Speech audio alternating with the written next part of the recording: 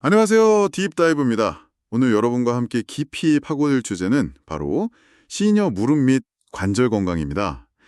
정말 활기찬 노년을 위해서는 이 건강이 필수잖아요. 네, 저희가 참고한 자료는 시니어 무릎 관절 건강 핵심 비법 8가지라는 기사인데요. 여기서 핵심만 쏙쏙 뽑아서 오늘 이야기 나눠보려고 합니다.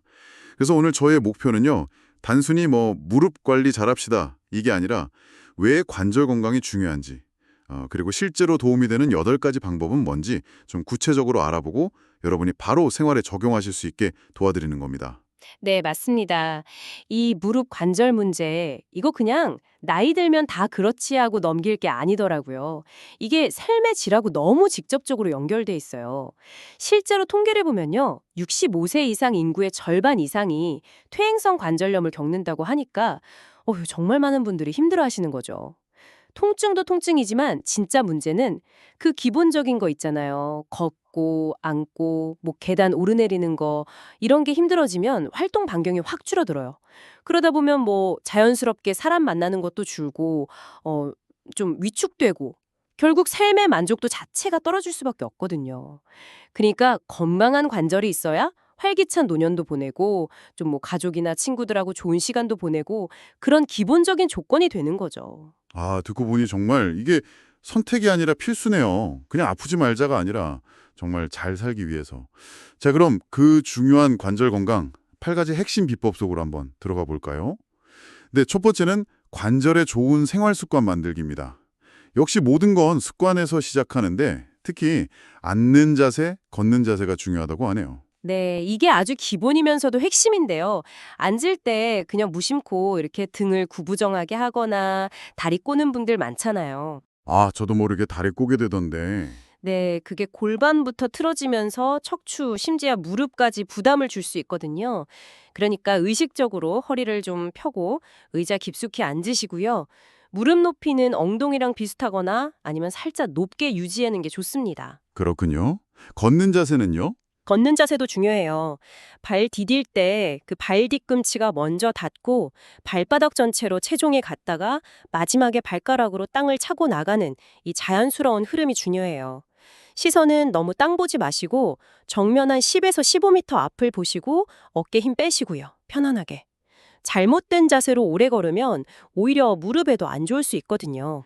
자세만큼 또 강조된 게 체중 관리인데요. 와, 여기서 진짜 놀라운 게 체중이 1kg 늘면 무릎에는 3kg에서 5kg의 부담이 더해진다는 거예요. 아니, 1kg인데 무릎은 거의 5배를 더 느끼는 거잖아요. 이건 충격적인데요? 네네, 정확히 보셨어요. 그게 뭐랄까, 승수 효과라고 할 수 있는데, 그래서 적정 체중 유지가 무릎 관절 건강에 정말 아무리 강조해도 지나치지 않은 겁니다. 살 빼는 게 미용 목적도 있겠지만, 그보다 훨씬 중요한 게 관절 부담을 직접 줄여주고 퇴행성 변화 속도를 늦추는 가장 효과적인 방법 중 하나라는 거죠.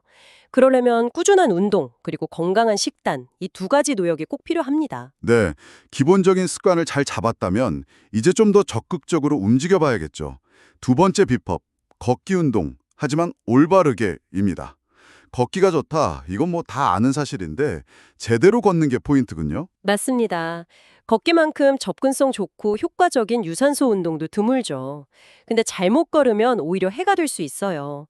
우선 걷기 전에는 가볍게라도 스트레칭을 꼭 해서 근육이랑 관절을 좀 풀어줘야 합니다. 부상 위험을 줄이는 거죠. 예열 같은 거군요. 그렇죠. 그리고 걸을 때는 허리 펴고 시선은 아까 말씀드린 것처럼 좀 멀리 보시고 팔은 자연스럽게 앞뒤로 흔들어 주시고요. 보폭은 평소보다 약간 넓게 가져가시는 게 좋고 발 디디는 순서도 뒤꿈치, 발바닥, 앞꿈치 이건 좀 의식하시면 좋아요. 그리고 진짜 중요한 거. 무릎을 쫙 펴면서 걷는 게 아니라 살짝 구부린 상태를 유지해야 충격을 흡수할 수 있어요. 약간 쿠션감을 주면서 걷는 느낌이랄까요? 탁탁 걷는 게 아니군요. 그럼 구체적으로 얼마나 어떻게 하는 게 좋을까요? 처음에는 한 20분, 30분 정도로 시작해서 몸이 적응하면 점차 늘려가시면 되고요. 빈도는 주 3회에서 5회 정도 꾸준히 하시는 게 중요합니다. 신발 얘기도 있네요. 이거 진짜 중요할 것 같은데요? 그럼요. 신발 정말 중요합니다. 쿠션 좋고 발이 편한 운동화는 기본이고요. 특히 밑창이 다 다른 신발은 충격 흡수 기능이 거의 없다고 봐야 해요. 그럼 그 충격이 다 무릎으로 가거든요. 아, 신발 아끼면 안 되겠네요. 네, 그리고 이왕이면 발목까지 좀 잘 잡아주는 신발이 발목 부상 예방에도 도움이 됩니다.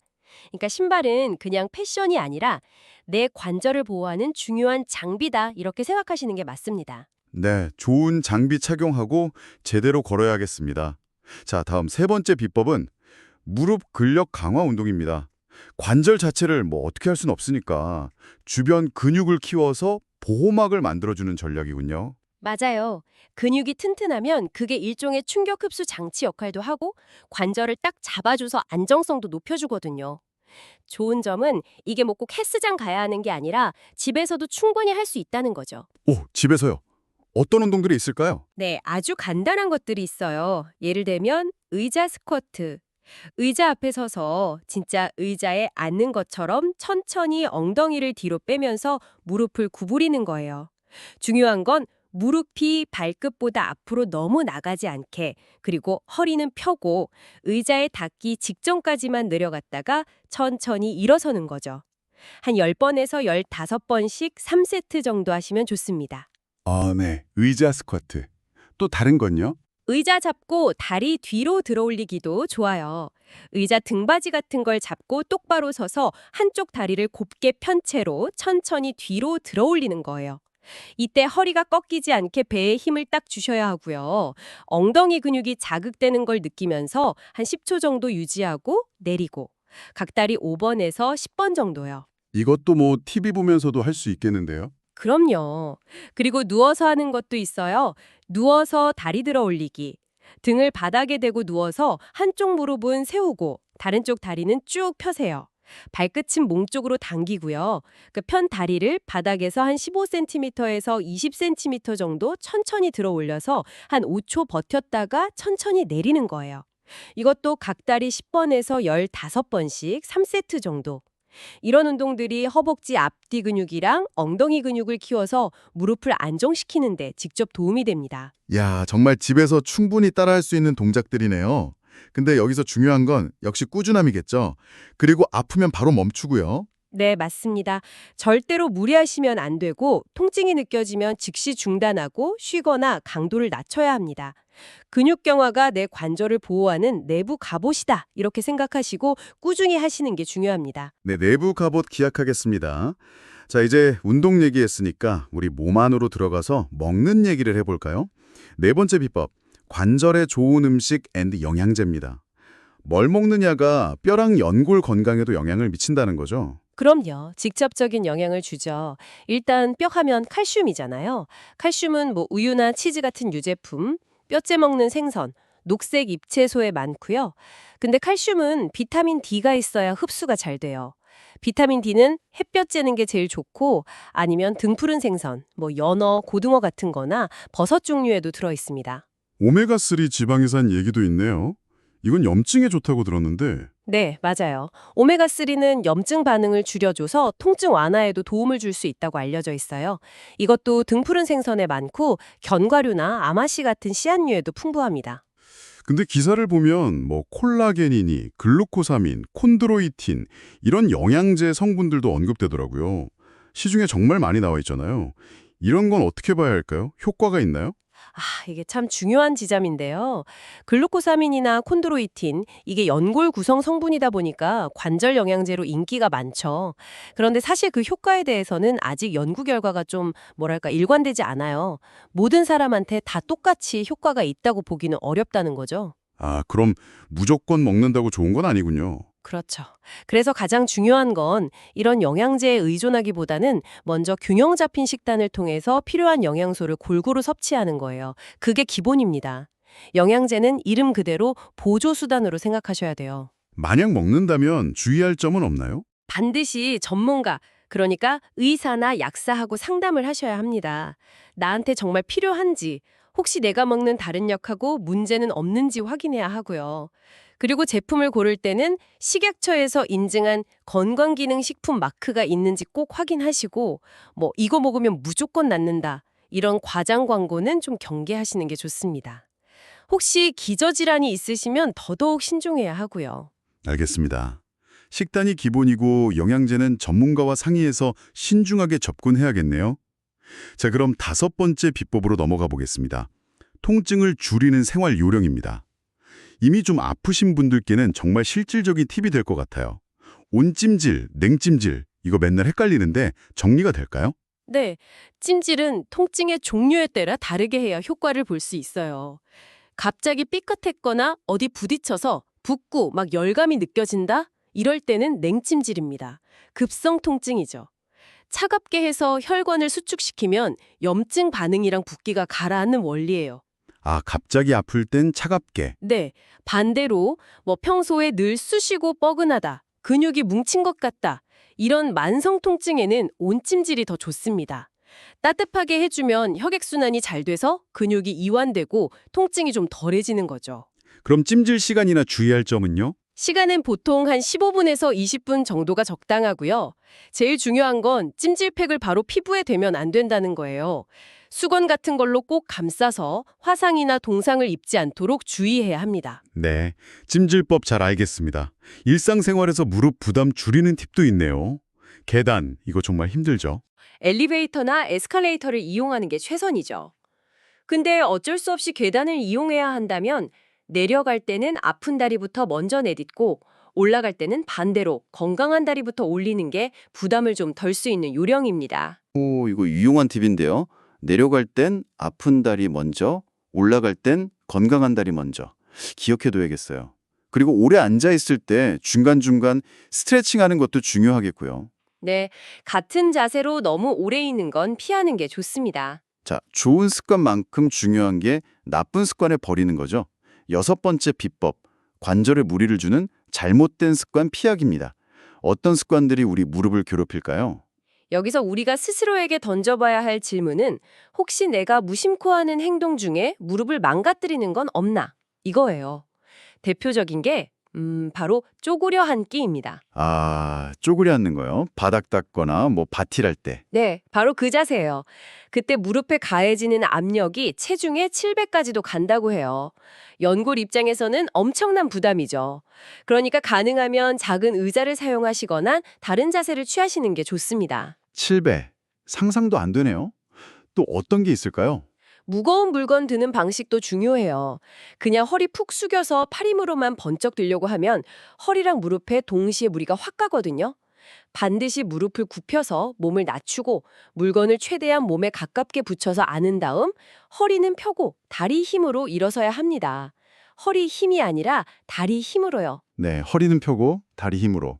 마지막으로 또 피해야 할 습관이 있을까요? 네, 또 하나 정말 간과하기 쉬운데 위험한 게 통증을 참고 운동하는 습관이에요. 운동하다가 아프다는 건 몸이 그만 하고 신호를 보내는 거거든요. 아, 이 정도는 괜찮겠지 하고 넘길 때가 있는데 그렇죠. 그걸 무시하고 계속하면 부상을 악화시킬 뿐이에요. 운동 중에 통증이 느껴지면 즉시 멈추고 쉬거나 아니면 전문가랑 상의해서 뭐가 문제인지 강도나 방법을 바꿔야 할지 꼭 확인해야 합니다.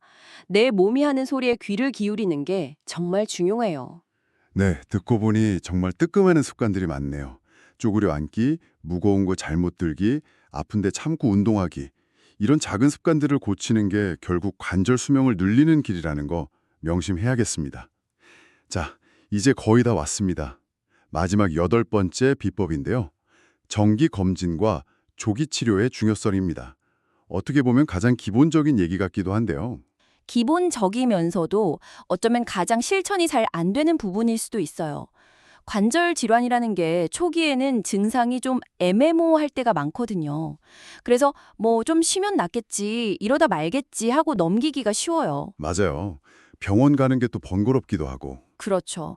그런데 통증을 그냥 방치하면 병은 계속 나빠지고 나중에는 치료가 훨씬 더 복잡해지고 결과도 안 좋을 수 있거든요. 그래서 평소랑 좀 다르다, 뭔가 불편하다, 아프다 싶으면 절대 미루지 마시고 병원에 가셔서 정확하게 진단을 받아보는 게 정말 중요합니다. 정기 검진은 어떤 의미가 있을까요? 정기검진은 마치 자동차 정기 점검이랑 똑같다고 보시면 돼요. 미리 문제를 발견하면 비교적 간단하게 손볼 수 있는 기회를 잡는 거죠. 조기에 문제를 찾아내면 약물 치료나 주사 치료, 물리 치료 같은 비수술적인 방법으로도 충분히 병의 진행을 늦추고 통증을 잘 관리할 수 있는 가능성이 훨씬 커집니다. 전문의와 상담해서 나에게 맞는 최적의 관리 계획을 세우는 게 현명한 거죠. 기사의 마지막 문구가 심한 통증은 절대 참고 넘기지 마십시오 이거는데 다시 한번 마음에 와닿네요. 결국 전문가의 도움을 받는 게 내 몸을 지키고 활기찬 삶을 이어가는 가장 확실한 길이다. 이런 말씀이시죠? 네, 바로 그겁니다. 자, 오늘 이렇게 시니어 무릎 관절 건강을 위한 8가지 핵심 비법을 쭉 살펴봤습니다. 올바른 생활 습관, 제대로 걷는 법, 집에서 하는 근력 운동, 음식과 영양제 선택의 지혜, 통증 관리 요령, 피해야 할 나쁜 습관, 그리고 정기 검진과 조기 치료의 중요성까지. 와, 정말 내용이 알찼네요. 네, 이 모든 이야기들이 결국 가리키는 건 하나입니다. 바로 능동적인 관리와 예방이죠. 이걸 통해서 가능한 한 오랫동안 스스로 잘 움직일 수 있는 건강한 이동성을 유지하고 그걸로 삶의 질을 높이는 것.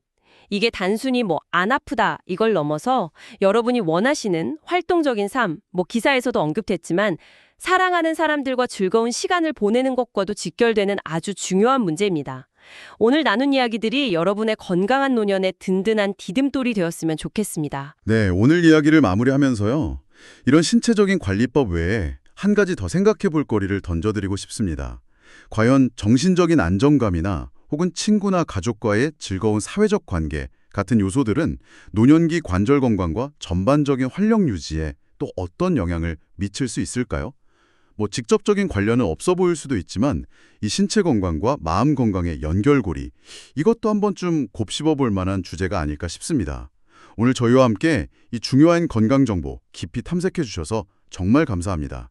다음 시간에도 유익한 내용으로 찾아뵙겠습니다.